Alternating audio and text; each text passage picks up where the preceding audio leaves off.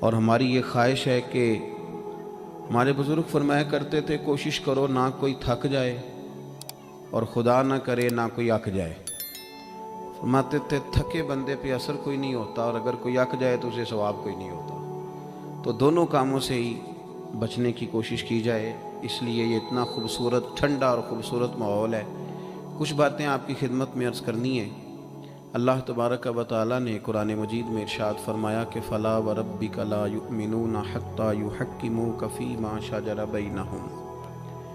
اے محبوب علیہ السلام، آپ کے رب کی قسم، اے محبوب مجھے آپ کے رب کی قسم، یہ اتنی دیر تک مومن نہیں ہو سکتے جتنی دیر تک اپنے ہر معاملے میں آپ کا فیصلہ تسلیم نہیں کر لیتے، آپ کی رضا کو حاصل نہیں کر لیتے، آپ کے ہر قول کو اپنے لیے قول فیصل نہیں جان لیتے، اتنی دیر تک یہ مومن ہو سکتے نہیں۔ ہم یہ کرتے ہیں کہ چند چیزوں میں تو دین پر عمل کرتے ہیں۔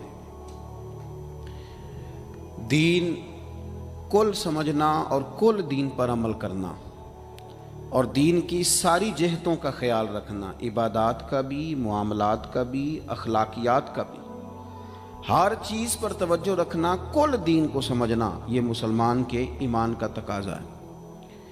ہمارا سارا کچھ نبی پاک صلی اللہ تعالیٰ علیہ وسلم کے ساتھ وابستہ ہے۔ اگر ہم اپنے دین سے، ایمان سے، اپنے معاملات سے نبی پاک علیہ السلام کے نام مبارک کو معاذ اللہ نکال دیں تو ہمارے پاس کچھ بھی نہیں بچتا، یہ دنیا ساری خالی ہو جائے، اندھیر نگری ہو جائے۔ سرور کائنات صلی اللہ تعالیٰ علیہ وسلم کے نام نامی اسم گرامی کی برکت سے ہی ستاروں میں روشنی ہے، پھولوں میں خوشبو ہے، اور کائنات کے سارے رنگ حضور ہی کا صدقہ ہیں۔ اب ظاہر ہے بندہ مومن جب یہ سمجھ گیا ہے کہ سارا کچھ حضور کی ذات ہے اور سارا کچھ نبی کریم علیہ السلام کی ذات سے وابستہ ہے، تو اب اسے پتہ ہونا چاہیے نا کہ حضور راضی کیسے ہوتے ہیں۔ اسے خبر ہونی چاہیے کہ نبی پاک علیہ السلام کی رضا کس بات میں۔ سب سے پہلے یہ سمجھ لیں کہ حضور نے فرمایا نماز میری آنکھوں کی ٹھنڈک ہے۔ یعنی ہم چونکہ کچھ باتیں بہت زیادہ سنتے ہیں تو اس کا ذائقہ نہیں محسوس کرتے، کبھی حدیث کے لفظوں پر غور کریں۔ فرمایا نماز میری آنکھوں کی ٹھنڈک ہے، یعنی کہتے ہیں نا آنکھیں ٹھنڈی ہو گئیں، تو حضور فرماتے ہیں جب تو سجدہ کرتا ہے نا میرے امتی، جب تو نماز پڑھتا ہے، رکوع قیام سجود کرتا ہے، تو تیرے نبی کی آنکھیں ٹھنڈی ہوتی ہیں۔ یہ کتنا بڑا رضا والا کام ہے نبی پاک صلی اللہ علیہ وسلم کی نماز پڑھنا۔ اور حضور کا اپنا نماز کے ساتھ رشتہ یہ تھا کہ سورج گرہن ہوا تو حضور نے نماز کی نیت باندھ لی، چاند گرہن ہوا تو نماز پڑھنے لگے، تیز بارشیں طوفان کی صورت میں آئیں تو نماز پڑھی، بارش نہیں ہوتی تو نماز پڑھی، حتیٰ کہ جنگوں کے موقع پر بھی میرے نبی پاک نماز کی کثرت فرماتے تھے۔ ہر موقع پر نماز کی طرف توجہ۔ نماز حضور کی چاہت ہے، آنکھوں کی ٹھنڈک ہے۔ وہ کس طرح کو امتی ہے جو یہ نہ چاہے گا کہ میرے نبی کی آنکھیں ٹھنڈی ہوں۔ آپ نماز پڑھیں، نماز میں آپ توجہ کریں۔ دوسرا، رسول پاک صلی اللہ تعالیٰ علیہ وسلم راضی ہوتے ہیں جب کوئی دین پہ چلتا ہے، جب کوئی دین پہ عمل کرتا ہے۔ میں نے چونکہ کچھ باتیں عرض کرنی ہیں، یہ میرا عنوان ہے، تو میں کچھ چیزیں ایسی ہیں جن کا پتہ ہے بس اشارہ کر کے گزرنا ہے۔ حضرت امیر حمزہ رضی اللہ تعالیٰ عنہ کو جب پتہ چلا کہ ابو جہل نے معاذ اللہ حضور کے سر اقدس پر ڈنڈا مارا ہے، تکلیف دی ہے، تو جناب امیر حمزہ نے بھی جا کے ابو جہل کے سر پہ ڈنڈا مارا، سر پھوڑ دیا۔ آ کے حضور کی بارگاہ میں عرض کرنے لگے کہ اے محبوب علیہ السلام، میرے پیارے بھتیجے راضی ہو جائیں، میں نے بدلہ لے لیا ہے، ابو جہل کا سر میں نے زیادہ پھوڑ دیا ہے۔ تو حضور نے فرمایا چچا میں ابو جہل کا سر پھوڑنے سے تو خوش نہیں نہ ہوتا، تو اے محبوب آپ کیسے خوش ہوتے ہیں؟ فرمایا آپ میرے دین کا کلمہ پڑھ جائیں، مسلمان ہو جائیں، میں خوش ہو جاؤں گا۔ تو ہم چیزوں کو سمجھتے نہیں۔ دین پر جب کوئی بندہ آتا ہے، دین پہ عمل کرتا ہے، ہماری تو تڑپ ہونی چاہیے نا، لیکن نا حضور کی خواہش ہے لوگ مومن ہو جائیں۔ وحشی حضرت امیر حمزہ کا قاتل آ کے عرض کرتا ہے حضور اگر میں کلمہ پڑھ لوں تو معافی ہے؟ فرمایا آ صحیح، دین قبول کر، تیرے لیے بھی معافی ہے۔ میرے بھائی جو دین پہ آئے، دین پر عمل کرے، اس سے حضور خوش ہوتے ہیں۔ جھنڈیاں لگانا بڑا کام ہے، یہ کمکمے سجانا بڑا کام ہے، نعرے لگانا بڑا کام ہے، اس میں بڑی سعادت ہے، لیکن سمجھ لینا کہ یہ تو ہم پھول بوٹے لگا رہے ہیں دین کے کام میں، جو بنیاد ہے وہ تو دین قبول کرنا ہے، جو اساس ہے وہ تو دین پہ عمل کرنا ہے۔ اب آپ تیسری بات سنیں، حضور کس بات سے راضی ہوتے ہیں؟ توجہ ہے آپ کی میری بات پر؟ ہمارے ہاں نا جب کسی کا والد فوت ہو جاتا ہے نا، جو بچہ یتیم ہو جاتا ہے، تھوڑے دنوں تک لوگوں کی ہمدردیاں اس کے ساتھ رہتی ہیں۔ پتر میں تیرے ساتھ ہوں، فکر نہ کرنا، روز آتے ہیں، چوتھے دن آتے ہیں، میں جناب خادم ہوا، فکر نہ کرنا پتر میں حاضر ہوں۔ پھر جب 15-20 دن گزرتے ہیں تو پھر کہتے ہو نہیں بڑا کچھ چھوڑ کے گیا ان کا ابا۔ ایسے تھوڑی بات ہے، اس نے کمائی کی سنبھالے ہوئے پیسے ان لوگوں نے۔ پھر تھوڑے سے 6 ماہ گزر جاتے ہیں تو پھر کمزوریاں نظر آتی ہیں یتیموں میں۔ پھر لوگ کہتے ہیں نہیں جی یہ نکمے بڑے ہیں، انہیں کام کرنا چاہیے، ہاتھ پھیلاتے ہیں، عادت پڑ گئی ہے۔ میں نے دیکھا ہے آہستہ آہستہ سخت ہو گئے۔ میں نے یتیموں کی یہ کیفیت دیکھی ہے کہ وہ اتنے زیادہ پریشان ہو جاتے ہیں، اتنی آزمائش میں آ جاتے ہیں کہ وہ باقی سارے لوگوں سے نفرت کرنے لگتے ہیں۔ کہاں گئے وہ کل جو کل والے دن آ کے کہہ رہے تھے مجھے بتاؤ میں روٹی پکاتا ہوں، 10ویں میں مجھے یاد کرنا، بھول گیا انہیں سارا کچھ۔ وہ جس نگاہ سے اپنے بچے کو دیکھتے ہیں اس نگاہ سے دیکھتے ہی نہیں۔ سخت گیر ہو جاتے ہیں وہ لوگ جب ان کے سروں سے سایہ اٹھتا ہے اور ان کے اپنے ان کے قریب نہیں جاتے۔ آؤ نا، یہ نبی پاک کو راضی کرنے والا کام ہے۔ میرے رسول پاک نے فرمایا میں اور یتیم کی پرورش کرنے والا۔ اگر کبھی آپ ان جملوں پہ غور کر لیں تو مزہ آ جائے۔ حضور نے فرمایا میں اور یتیم کی پرورش کرنے والا، کفالت کرنے والا اس طرح جوڑ کے جنت میں جائیں گے جس طرح میری 2 انگلیاں جڑی ہوئی ہیں۔ اتنا زیادہ حضور راضی ہیں، اتنا قرب ملے گا، 2 انگلیوں کی طرح جوڑ کے حضور کے ساتھ جنت میں جائے گا۔ وہ اپنے پرائے کا غم کھانے والا، مرادیں غریبوں کی بر لانے والا، مصیبت میں غیروں کے کام آنے والا۔ میرے عزیز نبی پاک صلی اللہ تعالیٰ علیہ وسلم نے کہا تم نہ عشق شوئی کرو۔ چوتھا کام کیا ہے حضور کو راضی کرنے والا؟ سبق بھولتا نہیں جا رہا آپ کو؟ پہلا کیا بتایا ہے؟ اللہ تو ان خوش رکھے 4-5 بندیاں نو یاد ہے ماشاءاللہ۔ نماز پہلا کام، دوسرا جی دین پہ عمل کرنا، تیسرا جی یتیم کے ساتھ، او ماشاءاللہ جی اتنی اچھی کلاس مل گئی ہے آپ کو تو سبق یاد ہو رہا ہے۔ اب چوتھی بات سنیں، آپ نے بڑا سنا ہے بیٹیوں کے بارے میں ہمارے رویے بڑے میٹھے ہیں، بڑے اچھے ہیں، بیٹی او جی تی آ گئی سی بوئے تھے، یہ ساری باتیں بڑی خیر کی، بڑی خیر کی، پر ناراض نہ ہونا۔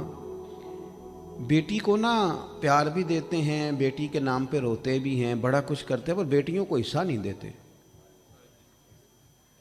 اور یہ حصہ صرف کروڑ پتی آدمی کا تو نہیں بنتا، جس کا 5 مرلے کا مکان ہے اس کی بیٹی کا بھی حصہ بنتا ہے۔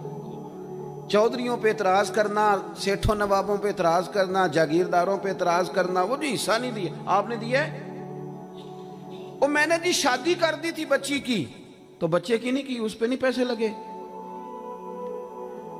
میں نے جناب یہ حال کر دیا تھا کہ میں نے جناب وہ بچی کو نا جی جہیز اتنا دے دیا، تو وہ بیٹے نے 3 دفعہ کام شروع کر کے جو ضائع کیا ہے کاروبار، وہ نہیں نظر آیا۔ اور پھر اگر خدا نہ خواستہ باپ چلا جائے اور بھائی کے ذمے لگ جائیں، تو میں نے دیکھا ہے کہ بھائی اتنا کام نہیں کرتے جتنی کہانیاں سناتے ہیں۔ تیرا فلاں بھی میں نے کیا، فلاں بھی میں نے کیا، بھئی تیری بہن تھی تو نہیں کرنا تھا۔ او یارو، بیٹی کا پیار، حضور اس سے راضی ہوتے ہیں، حضور راضی ہوتے ہیں۔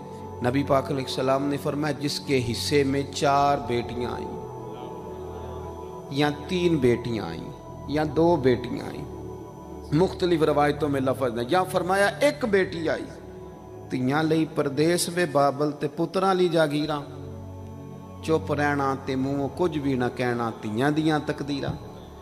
بیٹی کا وہ مقام جو حضور صلی اللہ علیہ وسلم جس سے راضی ہوتے ہیں، اس مقام پر توجہ کریں۔ آج بھی بیٹی ڈری ڈری سی، سہمی سہمی سی گھر آتی ہے، سہمی سہمی۔ اور میں نے وہ والی بیٹیاں بھی دیکھی ہیں کہ شوہر کہہ رہا ہے کہ جا حصہ لے کے آ، تو وہ کہتی ہے میں حصہ مانگنے گئی تو میرا وہ دروازہ بھی بند ہو جائے گا. بھائی کہندا حصہ لے لے تے پرت پھر مرے دا منہ نہ ویکھی. اتنی مشکل میں بیٹی کو ڈال دیا. سنو نا حضور نے فرمایا جس کے ذمے 2 3 یا 1 بیٹی بھی آ گئی، فرمایا اس کی صحیح پرورش کر کے عزت سے رخصت کر کے آ جائے، حضور فرماتے ہیں میں اس کا بازو تھام کے جنت میں ساتھ لے کے جاؤں گا.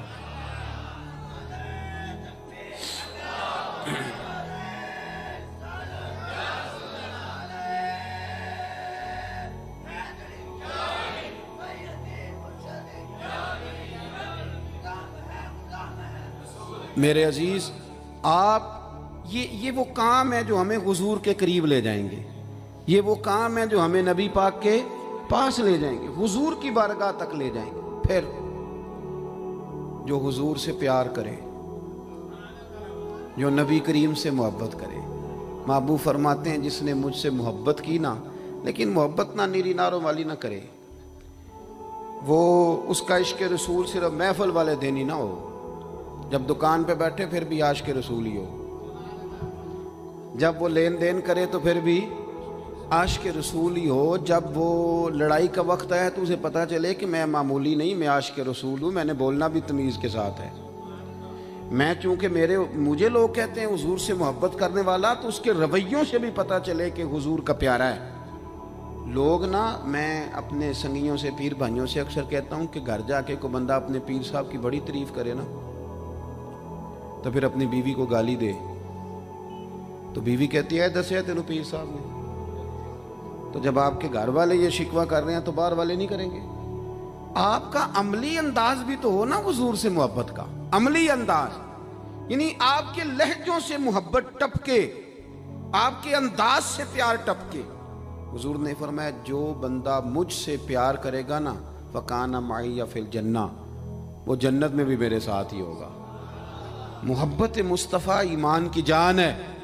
آگے بڑھیے. چھٹی بات، جو حضور کو راضی کرنا چاہے وہ درود پاک زیادہ پڑھے.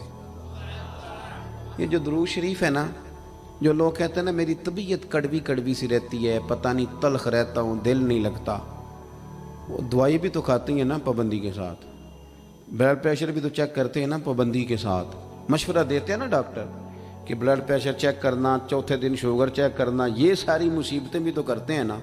تو جو کہتے ہیں نا پریشان رہتا ہوں، وہ کچھ دن نا پابندی سے درود شریف بھی پڑھ کے دیکھے.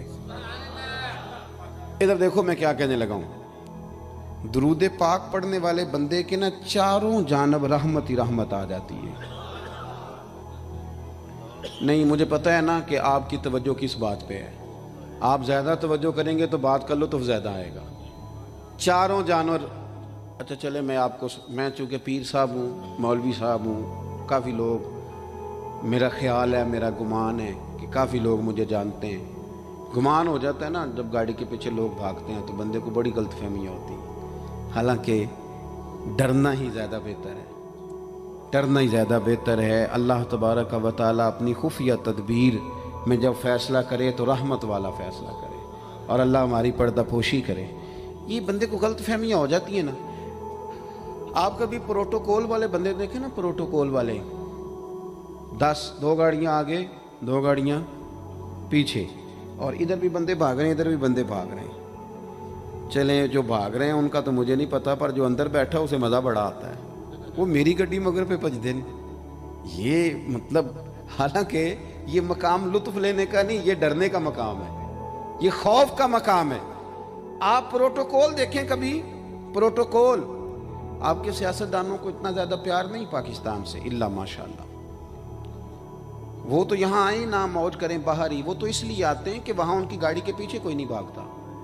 یہ مزہ لینے آتے ہیں، نعرہ کوئی نہیں لگاتا تگڑا کر کے. وہاں خود اکیلے سڑکیں پار کرنی پڑتی، وہاں خود دوڑ دھوپ کرنی پڑتی ہے. یہ مزہ جو ہے نا یہ کھینچ کے یہاں لاتا ہے. او بھائی چاروں جانب کارکن ہو، مرید شاگرد دونوں تو بڑا مزہ آتا ہے، اور اگر چاروں جانب خدا کی رحمت ہو تو، چاروں جانب رحمت ہو تو کیسے ہو. حضور نے وعدہ فرمایا تو 1 بار درود پڑھ، اللہ 10 رحمتیں نازل کرے گا.